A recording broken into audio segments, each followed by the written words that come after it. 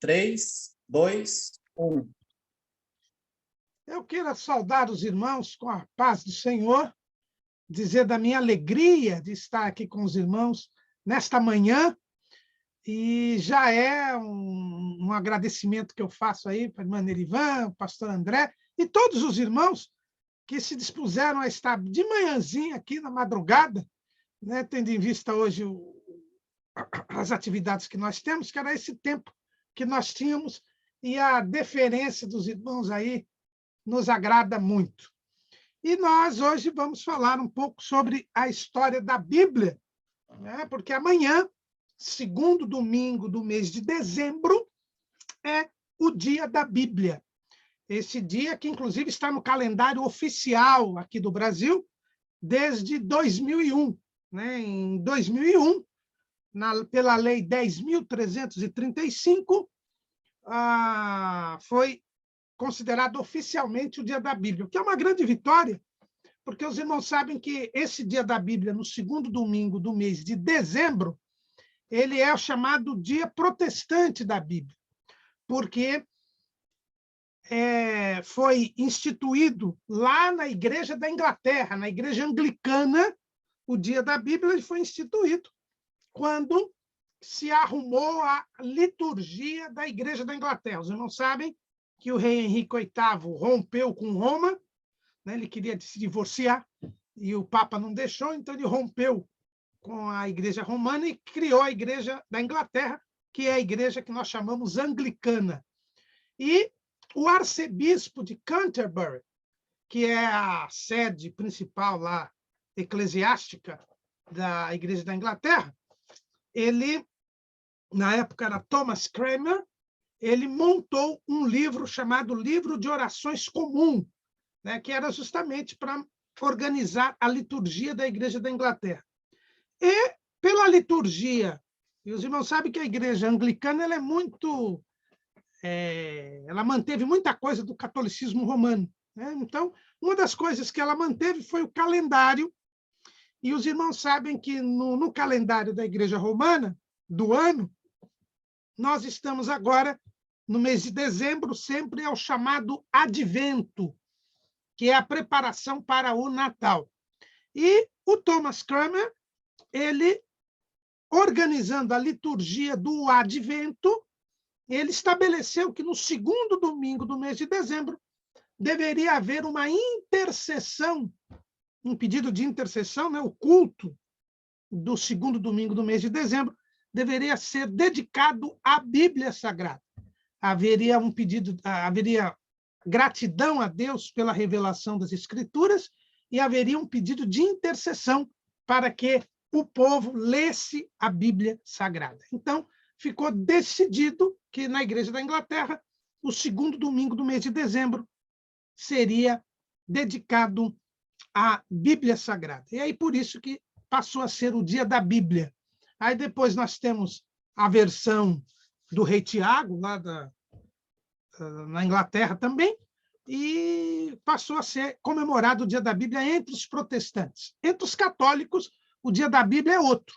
O Dia da Bíblia é no dia 30 de setembro, que é o dia do São Jerônimo, né? Jerônimo, que foi quem traduziu a Bíblia para o latim. Né? Então, eles colocaram ali o Dia da Bíblia em homenagem ao santo deles, o São Jerônimo. Então, por isso que a Bíblia o Dia da Bíblia é no segundo domingo do mês de dezembro.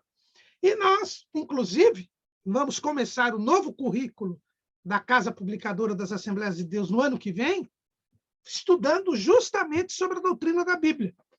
Nós vamos estudar o tema supremacia das Escrituras, e isto mostra a importância da Bíblia Sagrada para todos nós. Quando nós falamos na história da Bíblia, quando nós falamos da própria Bíblia, nós temos que entender que a Bíblia é, sem dúvida nenhuma, suprema. O título do próximo trimestre, a Supremacia das Escrituras, ela é um título extremamente feliz. Tanto que é a terceira vez que a Casa Publicadora vai ter um tema com esse título. No quarto trimestre de 1980, O tema era a supremacia das Escrituras, e o comentarista na época foi o pastor Gesiel Gomes. No quarto trimestre de 1986, o pastor Raimundo Ferreira de Oliveira foi o comentarista, mas o título era A Supremacia das Escrituras. E agora, no primeiro trimestre de 2022, nós vamos ter de novo esse título, A Supremacia das Escrituras, e o comentarista será o pastor Douglas Roberto de Almeida Baptista. E quando a gente fala em supremacia das Escrituras, não é nenhuma força de expressão. Pelo contrário, é reproduzir o que a Bíblia Sagrada nos fala. Qual é o lugar que a Bíblia ocupa na ordem cósmica? Está lá no Salmo 138, versículo 2. Veja a expressão de Davi. Inclinar-me-ei para o teu santo templo e louvarei o teu nome pela tua benignidade e pela sua verdade, pois engrandeceste a tua palavra acima de todo o teu nome. Os irmãos vejam que Deus colocou a palavra dele acima do seu próprio nome. É por isso que Deus, quando chamou o profeta Jeremias, ele disse lá em Jeremias 1:12, e disse-me o Senhor, viste bem, porque eu velo sobre a minha palavra para a cumprir. Veja que há uma ação de Deus para cumprir a sua palavra. É como se Deus estivesse subordinado à própria palavra. É evidente que a palavra é ele próprio, né? O Filho é a palavra, é o verbo que se fez carne, então não existe aí uma distinção entre a palavra e o próprio Deus, mas o cuidado de Deus para cumprir a sua palavra demonstra o lugar supremo que tem a palavra de Deus na ordem cósmica. Então, se Deus vela, cuida para cumprir a sua palavra, quem somos nós para querermos desobedecê-la, para querermos ter uma vida independente dela? Aliás, este foi o problema da humanidade. A partir do momento que a humanidade quis desgarrar-se da palavra de Deus, desacreditou na palavra de Deus, nós tivemos a queda do ser humano, porque ele não atendeu, não ouviu a palavra de Deus. O próprio Jesus, quando ele termina o Sermão do Monte, que é o seu sermão doutrinário por excelência, ele diz que quem ouve e pratica as minhas palavras, este é o homem prudente. E aquele que ouve, mas não pratica, este é o homem insensato. Então, nós vemos aqui que Jesus, de uma forma muito clara, mostra quem terá a vida eterna e quem não a terá. Quem terá a vida eterna é aquele que ouve e pratica a palavra de Deus. E quem não terá a vida eterna é aquele que ouve, mas não pratica. Então, daí nós vemos o papel excelente e supremo que a palavra de Deus tem. Costumamos dizer, e eu gosto muito, de afirmar que quando alguém pergunta, você já viu algum milagre? Alguém diz, não, nunca vi um paralítico andar, nunca vi um cego ver. Você vê todo dia um milagre quando você vê a sua Bíblia. A Bíblia Sagrada é um milagre de Deus. Porque como explicar que um livro que foi escrito durante 1.500 anos aproximadamente, por 40 pessoas aproximadamente, de diferentes culturas, de diferentes épocas, de diferentes escolaridades, em diferentes circunstâncias de tempo, de lugar e de vida, como entender que um texto tão diferente seja único, seja harmônico, seja coerente como é a Bíblia Sagrada. Pastor Antônio Gilberto, ele costumava dizer o seguinte: você já imaginou se você fosse construir um prédio e chamasse 40 arquitetos ou 40 engenheiros diferentes, com diferente escolaridade, com diferente história de vida, com diferentes culturas, em épocas diferentes, e mandasse cada um construir um pedaço deste prédio, certamente este prédio não ficaria em pé. Não teria como ficar em pé. Pois é exatamente isso que aconteceu com a Bíblia. Ela foi escrita durante 1.500 anos, em circunstâncias completamente diferentes, e ela tem uma unidade, uma harmonia que só mesmo nós entendendo que ela é a palavra de Deus. Não tem outra demonstração. Como se não bastasse isso, é o livro mais atacado de toda a história. Muitos se levantaram para destruir a Bíblia Sagrada, destruindo seus manuscritos, queimando seus manuscritos, não aceitando os seus escritos, matando aqueles que a divulgavam. E, mesmo assim, a Bíblia é, ainda hoje, o livro mais vendido e o livro mais lido da história. Não tem outra demonstração. E veja que o desenvolvimento tecnológico não muda isso. Hoje, o aplicativo da Bíblia é o aplicativo mais presente nos tablets, nos celulares do mundo inteiro.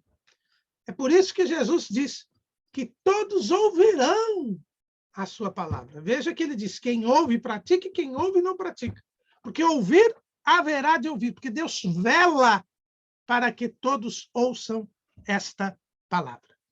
Então, ela é uma demonstração, né? A Bíblia é um milagre verdadeiro.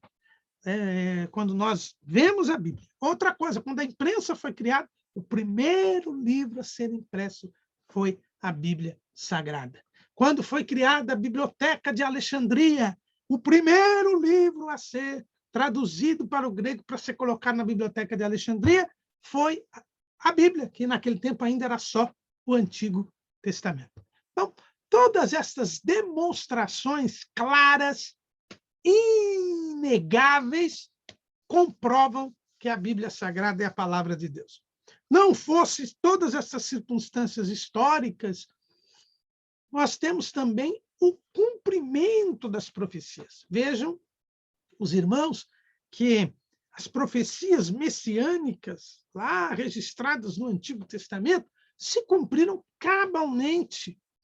Não há como dizer, por exemplo, que as profecias de Isaías não sejam verdadeiras, porque há manuscritos de séculos antes dos acontecimentos a envolver o ministério de Jesus e que já eram preditos por Isaías.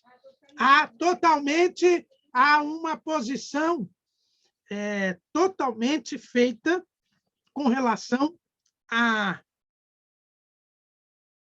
algumas dúvidas, né, que vivem querendo criar, por exemplo, com relação às profecias de Daniel, por causa do tempo que seria escrito e tal, tentando, de qualquer maneira, dizer que os escritos são posteriores aos fatos. Mas isso não tem a mínima sustentação. E os manuscritos do Mar Morto foram achados em 1947, mostram ainda a credibilidade do texto bíblico. Lá naqueles manuscritos do Mar Morto, foram achados manuscritos que eram de 500 a 200 anos mais antigos que os manuscritos mais antigos que existiam. E foi demonstrada a permanência do texto, a integridade do texto. Isto também é uma demonstração de que Deus cuida da sua palavra e de que a palavra de Deus ela é digna de crédito. Então, nós temos aqui um verdadeiro milagre. E é engraçado, irmãos, que as pessoas que colocam a integridade da Bíblia, a credibilidade da Bíblia em jogo, são extremamente incoerentes e contraditórios. Veja que os textos de Platão, Platão é o filósofo grego que mais escritos deixou da antiguidade, é o escritor da antiguidade que mais escritos deixou. Os textos mais antigos de Platão são de 600 a 700 anos depois que Platão escreveu. Então, aí, um intervalo de 600 a 700 anos entre o momento que Platão escreveu e os manuscritos que hoje existem. E até hoje eu não vi uma pessoa colocar em dúvida os escritos de Platão. Todo mundo diz, Platão diz isso, Platão disse aquilo, Platão disse aquilo. Ninguém duvida que durante esses 600 anos ninguém deturpou o texto de Platão. Mas o Novo Testamento, cujos manuscritos mais antigos datam de 50, 60 anos de quando eles foram escritos, as pessoas não acreditam no Novo Testamento. Foi deturpado. A igreja deturpou. Com base em quê? Em quê? Olha, a diferença de 60 anos, 50 anos, para a diferença de 700. E se coloca em dúvida a diferença de 50 e 60 anos. Para os irmãos verem como é o inimigo das nossas almas que procura cegar o entendimento das pessoas. Então, a Bíblia Sagrada, ela é um texto que é um verdadeiro milagre. E ela é a palavra de Deus. Ela não contém a palavra de Deus. Ela é a palavra de Deus. Veja que Jesus diz que são as Escrituras que de mim testificam. E ele diz, santifica-os na verdade, a tua palavra é a verdade. Então, Jesus diz que a Bíblia é a verdade. Se ela é a verdade, Deus é a verdade, é a própria revelação de Deus ao homem. Portanto, a Bíblia é a palavra de Deus. Ela não contém a palavra de Deus. Quando a gente fala que a Bíblia contém a palavra de Deus, nós estamos abrindo mão da inspiração de todo o texto bíblico. E o apóstolo Pedro, ele é bem claro ao dizer que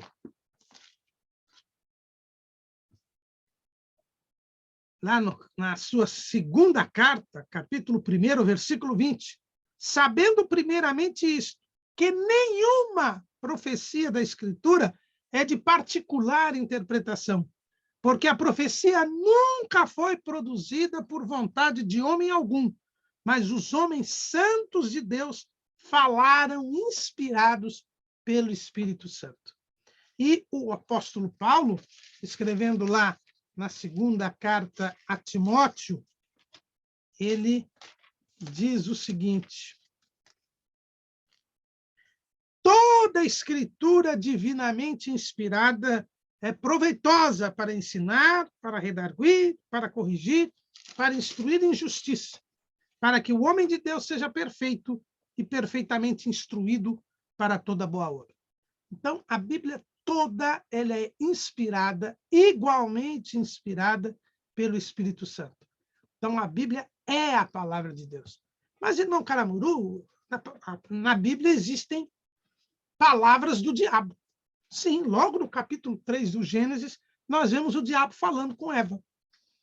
Agora, as palavras do diabo são dele, mas o registro delas foi por inspiração do Espírito Santo.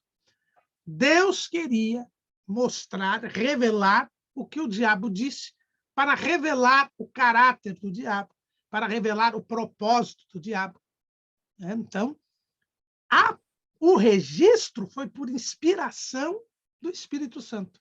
Porque, como diz o apóstolo Paulo, tudo o que dantes foi escrito para o nosso ensino foi escrito, para que pela paciência e consolação das Escrituras nós tenhamos esperança. Então, os irmãos vejam que está lá em Romanos 15:4. Então, Deus mandou registrar, e a Bíblia é a palavra de Deus, porque aquilo que foi registrado para que eu e você tenha esperança, para que eu e você sejamos consolados pela Escritura e exercitemos a paciência. Deus revelou a Bíblia Sagrada, revelou-se pela Bíblia Sagrada, para que nós pudéssemos conhecer quem é Deus, para que nós pudéssemos saber do amor de Deus, do poder de Deus, da soberania de Deus e qual o propósito de Deus para conosco. Esse foi o objetivo pelo qual Deus revelou a sua palavra.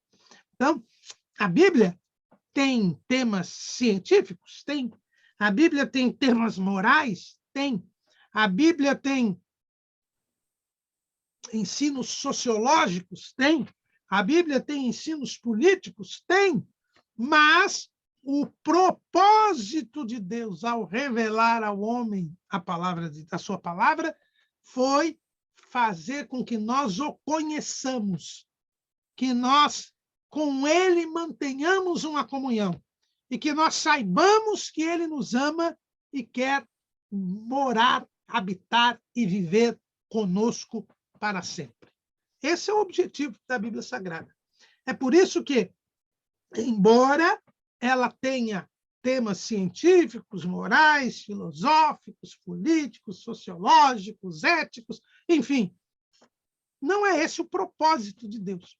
Então, nós não podemos querer que a Bíblia Sagrada mude o seu propósito. Quem vai querer fazer um tratado de física, da Bíblia um tratado de física, não vai estar bem, porque a Bíblia não tem esse propósito de ser um tratado de física, de ser um tratado de história. Não. Nós aprendemos história na Bíblia, mas ela não é um tratado de história. Tanto que, por exemplo, na própria história de Israel, há um período da história de Israel que a Bíblia não trata, que é justamente o período chamado intertestamentário ou interbíblico. A Bíblia não trata. Por quê? Porque ela não tem este propósito de tratar a história. Mas ela registra a história para mostrar o cumprimento do plano de Deus para a salvação do homem. Então, são esses os objetivos, os propósitos que Deus estabeleceu. E ele mandou escrever para que a sua revelação pudesse passar de geração a geração com credibilidade. Por que que Deus mandou escrever a sua palavra? Porque, através da escrita, nós superamos 2 limites do ser humano. O primeiro limite é a morte física. Se nós fôssemos esperar que Moisés contasse para nós o que Deus fez, nós nunca ouviríamos, porque Moisés morreu. Morreu ainda no deserto. E ele não teria como contar para gerações futuras de Israel tudo o que Deus fez com o povo. Por isso que Deus mandou que ele registrasse. E ao registrar, nós hoje ficamos sabendo o que Deus fez com Israel, porque está registrado, está escrito. Então, o limite da vida física. E o segundo limite é o limite da credibilidade. Os irmãos sabem daquele famoso dito popular: quem conta um conto, aumenta um ponto. Né? Quando você escreve, não dá para você mudar o que está escrito. E se você mudar o que está escrito, é facilmente percebido, é facilmente observado. É o que, por exemplo, acontece com as testemunhas de Jeová. Toda vez que elas encontram um versículo na tradução deles mesmos, que contraria as doutrinas deles, eles mudam o versículo. Então, se você pegar a tradução Novo Mundo das Testemunhas de Jeová, desde o começo até hoje, você vai ver diversas adulterações de texto. Por quê? Porque está escrito. Então, o que está escrito é confiável. O que está escrito é mais digno de credibilidade, porque não pode ser mudado. E se for mudado, essa mudança é detectada. Então, foi por isso que Deus mandou escrever. Nós também podemos ver que essa escrita, como eu disse para os irmãos, foram cerca de 40 escritores num período de 1.500 anos. E nós podemos dizer que houve aí umas 5 ondas de inspiração. A Bíblia Sagrada, nós tivemos aí 5 ondas de inspiração, 5 momentos em que Deus se dedica a inspirar pessoas para escrever a Bíblia Sagrada. A primeira onda de inspiração é a onda de Moisés e Josué. Moisés, tudo indica, existe uma discussão sobre a autoria do livro de Jó, mas a tradição judaica diz que o livro de Jó, que foi o primeiro livro a ser escrito, foi escrito por Moisés, quando ele ainda estava ali cuidando das ovelhas do seu sogro, Jetro, em Midian. Deus preparou Moisés em toda a ciência do Egito para começar com Moisés a inspiração das Escrituras, a redação das Escrituras. Porque Moisés, ao ser criado na ciência do Egito, ele aprendeu a escrita. Veja que os filhos de Israel começaram a falar o hebraico, né? Porque Jacó, Abraão, Isaac, Jacó falavam aramaico. Mas depois que os filhos de Israel se separaram dos outros grupos, e quando foram para o Egito, acabaram formando uma língua própria, que era o hebraico, mas que não tinha escrita. Agora, Moisés, ao ser criado em toda a ciência do Egito, ele aprendeu a escrita, porque a civilização egípcia ela tinha o domínio da escrita. Veja os hieróglifos que estão lá nas pirâmides. Então, Moisés, ao ser formado na ciência do Egito, aprendeu a escrita e acabou criando o alfabeto hebraico e criando a escrita hebraica. Para quê? Justamente para começar a redigir a Bíblia. E ele redigiu o livro de Jó, redigiu os 5 livros da lei, Gênesis, Êxodo, Levítico, Números e Deuteronômio, e ainda o Salmo 90. Então, foram esses escritos que Moisés fez. Começa, então, aí a inspiração das Escrituras.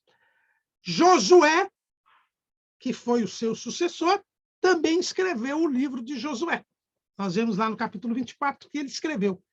A tradição judaica diz que ele escreveu o último capítulo de Deuteronômio, que fala da morte de Moisés, e depois escreveu o livro de Josué, que também foi complementado, quando fala da morte dele, teria sido Eleazar, aquele quem tem escrito sobre a morte dele, e Finéias teria escrito sobre a morte de Eleazar. Então, essa é a primeira onda de inspiração. No período dos juízes, a situação espiritual claudicante de Israel faz com que não haja inspiração das Escrituras. Aliás, até Samuel, a própria Bíblia diz que a palavra de Deus não era manifesta. Você vê isso lá em 1 Samuel, capítulo 3, que diz o seguinte: E o jovem Samuel serviu ao Senhor perante Eli, e a palavra do Senhor era de muita valia naqueles dias. Não havia visão manifesta. Por que a palavra de Deus era de muita valia? Porque não havia, eram raras as profecias, eram raras as mensagens de Deus em razão da situação espiritual claudicante do povo. Com Samuel, nós vamos ter o início da segunda onda de inspiração. Samuel, ele passa a ser o primeiro profeta, e a partir de Samuel, os profetas passam a ser regulares em Israel, e ele escreve o livro de Juízes, o livro de Ruth e parte dos livros de Samuel, que são escritos na sua complementação por Natã e Gade. Então, nós temos aqui essa segunda onda de inspiração, envolve Samuel, que escreveu Juízes, Ruth e Samuel, Natã e Gade, que escreveram o resto do livro de Samuel. Nesse mesmo período, nós vamos ter Davi, escrevendo a maior parte dos Salmos. Nós vamos ter também Salomão, o filho de Davi, escrevendo Provérbios, Cantares e Eclesiastes, escreveu também um Salmo. Pessoas do tempo de Israel, na corte de Davi e na corte de Salomão, que que vão escrever também salmos, como Emã, como Gedutum, Asaf. Então, essa é a segunda onda de inspiração, até a divisão do reino, né? Lá até o fim do reinado de Salomão. Então, de Samuel até Salomão. Com o reingresso da idolatria em Israel e a divisão do reino, nós vamos também fazer cessar a inspiração das Escrituras. A inspiração das Escrituras, ela só vai voltar lá nas proximidades do reinado de Ezequias, quando há um avivamento espiritual em Judá. Então, ali, nós vamos ter a retomada da redação das Escrituras. Nós vemos, por exemplo, lá em Provérbios, capítulo 25, versículo 1.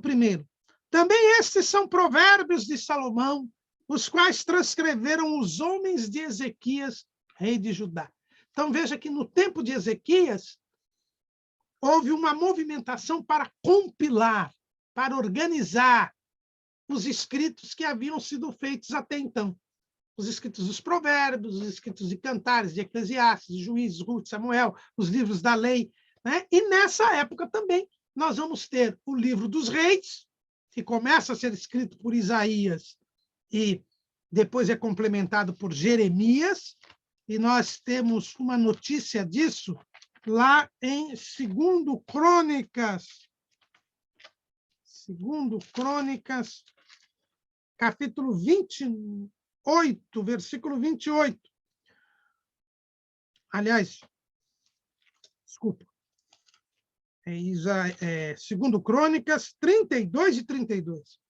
Quanto ao resto dos atos de Ezequias e as suas beneficências, eis que estão escritos na visão do profeta Isaías, filho de Amós, no livro da história dos reis de Judá e de Israel.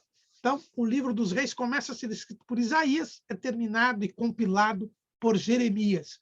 E é dessa época também que vão ser escritos os livros proféticos.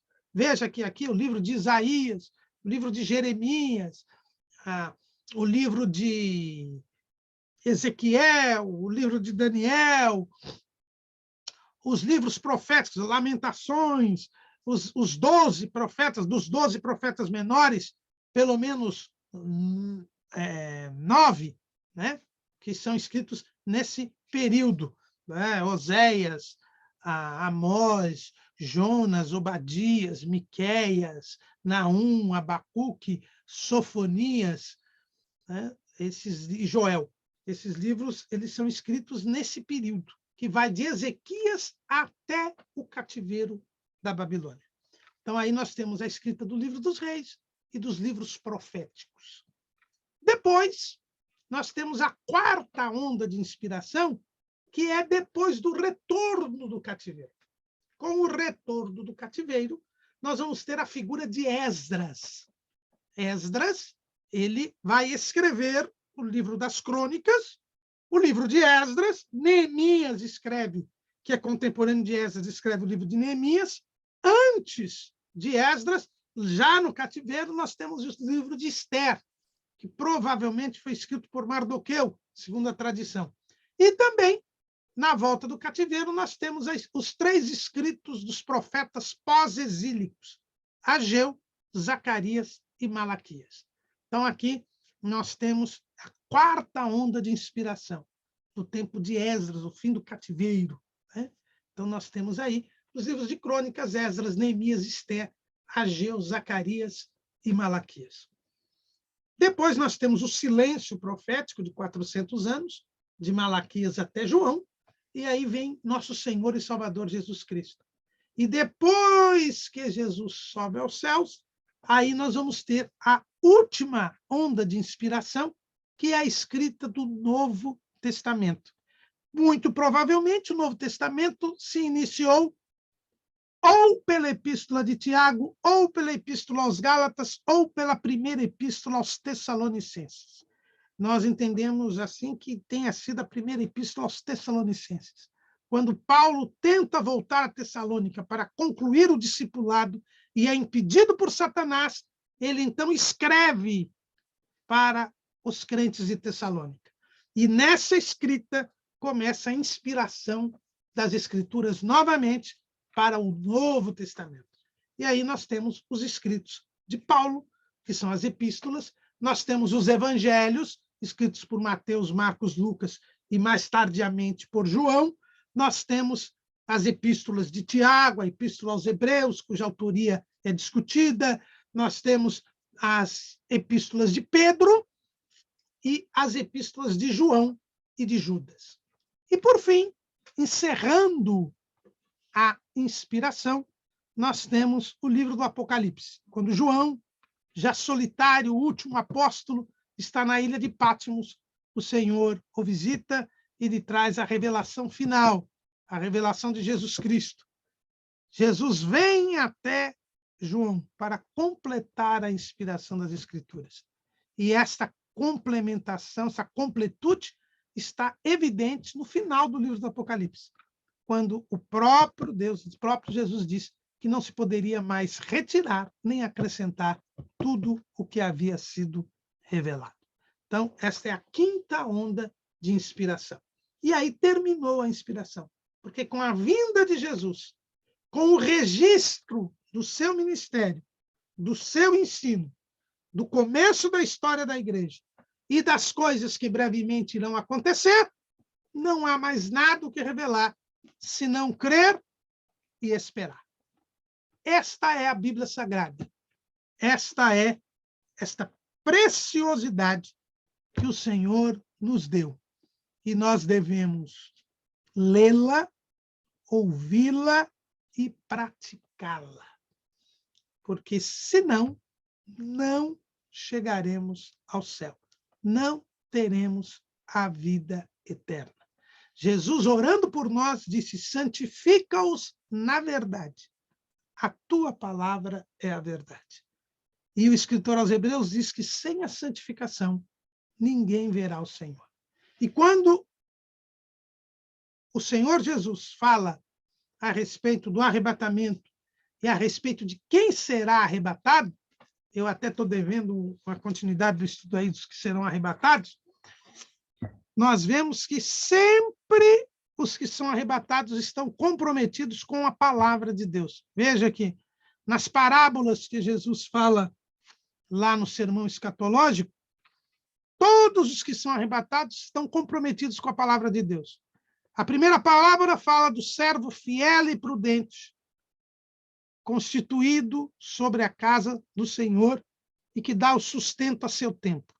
Olha, para ser fiel e prudente, só através da observância da palavra. Porque a gente já viu aqui no Sermão do Monte, Jesus disse que quem ouve e pratica é o homem prudente. Então, quando ele diz que quem vai ser arrebatado é o servo fiel e prudente, é aquele que observa a palavra. Quando o Senhor fala na parábola dos talentos, diz: negociai até que eu venha, o talento, um dos talentos que Deus nos deu foi a palavra de Deus. E nós devemos negociá-la, ou seja, nós devemos pregá-la, nós devemos vivê-la, nós devemos anunciá-la.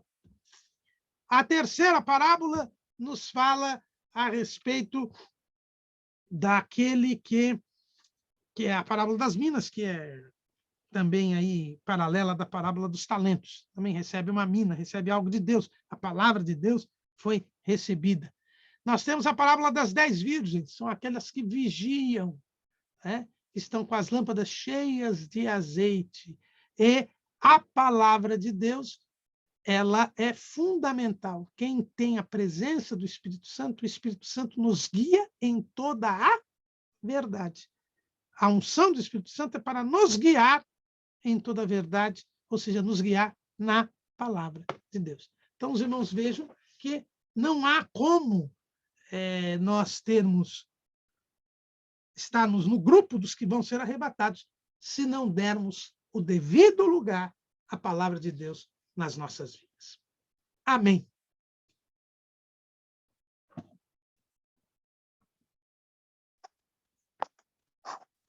Graças a Deus. André?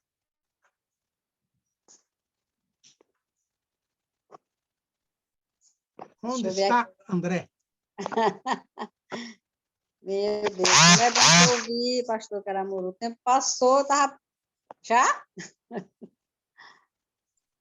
Deixa eu ver aqui. Deixa eu abrir aqui o microfone para os irmãos. Porque eles estão emudecidos, mutados.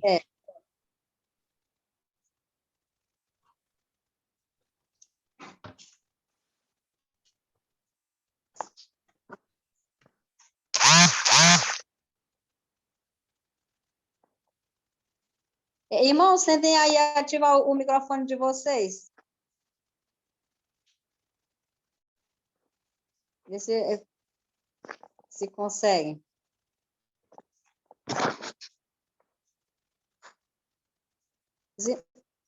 Agora, o pastor Caramuru tá. Os irmãos tentem ativar. Não? Deixa eu ver aqui. Eita. André, me socorre, André.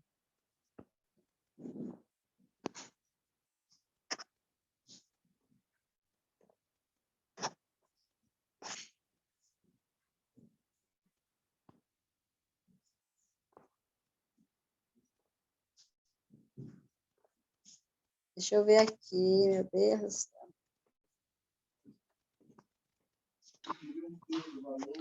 A paz do Senhor Jesus.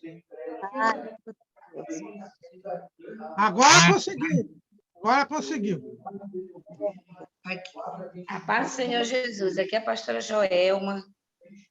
E eu quero dizer que eu lhe acompanho já no YouTube e poder estar aqui nessa exclusividade para nós, isso é honraria de Deus. Estou muito feliz. Estou muito feliz mesmo com a sua participação hoje aqui. Eu não vou poder ficar assim direto falando, porque eu já estou saindo de novo. Eu estou fora do estado onde eu moro. Estou em Belém agora, na minha igreja mãe aqui. Mas estamos conectados. A paz do Senhor Jesus. Amém, mano. Nós que agradecemos as orações aí. Pastora Joelma é uma das administradoras aqui do grupo, pastor. Produz material devocional para a gente. É verdade. Esse grupo é um pedacinho do céu que Deus proporcionou, né, para os seus filhos nesses últimos dias da igreja aqui na Terra, que a gente já considera isso. E aí a gente encontra subsídios para fortalecer uns aos outros na fé, na palavra, em tudo aquilo que a nossa alma precisa mesmo é estar na palavra. Né? Sem o poder da palavra, não há vida. Perfeitamente. Dos irmãos, alguém tem alguma pergunta, alguma colocação para fazer, o pastor Caramuru? Vamos aproveitar o tempinho. Irmão, pastor Caramuru, irmã Nerivan, eu só quero agradecer. Só quero agradecer porque... E muito feliz, como coloquei lá no grupo esses dias, de participar desse grupo, porque, para mim, tem sido uma forma de crescimento espiritual. Né? Eu creio e acredito, se essa brasa ela começar a se juntar nos 4 cantos do Brasil e do mundo, a tendência é essa, é o que eu acredito que nós queremos, né? É que a palavra seja disseminada, e muitos outros irmãos venham sentir essa ânsia, esse desejo de ser um canal de bênção na vida de outras pessoas. Por que não primeiramente na nossa, não é? Primeiramente na nossa, porque é muito bom nós termos o conhecimento e a ligação com o Espírito Santo de Deus e crescermos na sua graça. Então, eu só quero agradecer de coração. Tá? Que Deus abençoe o pastor Caramuru pelas informações. Eu anotei muitas aqui. Anotei muitas aqui. E Deus abençoe a sua vida, seu ministério, irmã Nerivan, pelo cuidado, enfim, estou muito feliz. Deus abençoe vocês. Deus abençoe os irmãos que estão aí. Eu ligo sempre a câmera do notebook, do Zoom, porque eu acredito que nós precisamos disso, nós precisamos de contato. Não que eu esteja criticando, não é isso, as outras pessoas que estão desligadas, mas nós precisamos de relacionamento. E essa questão do Covid nos afastou tanto, então é a forma que nós temos de nos aproximar, é um olhando um pouquinho do rosto do outro, trocando informações, e eu aproveito esses momentos e quero deixar o meu muito obrigado, o meu abraço e a paz do Senhor Jesus a todos. Amém. Amém. Aqui é o Harley aqui de Tapicerica também, eu quero agradecer aí, e também eu acompanho o pastor há muitos anos, desde quando a nossa igreja usava a revista do CPAD, e agora nós estamos aí com a PEC, né? E o irmão tem sido uma bênção aí na vida de muitas pessoas. E só reiterando o que a irmã falou, eu gosto também de usar a câmera, mas como eu estou no trabalho aqui, inclusive eu nem posso falar muito aqui, mas Deus abençoe a vida do pastor e de cada irmão que participou aí, amém? Amém. Pastor Caramuru, eu quero fazer uma perguntinha. Pois Você não. falou sobre o silêncio profético de Malaquias a João. Fale mais um pouco, fiquei curiosa, fale mais um pouquinho sobre isso aí. Veja bem, o que acontece? Quando houve o cativeiro da Babilônia, o problema do povo de Israel era a idolatria, né? Então,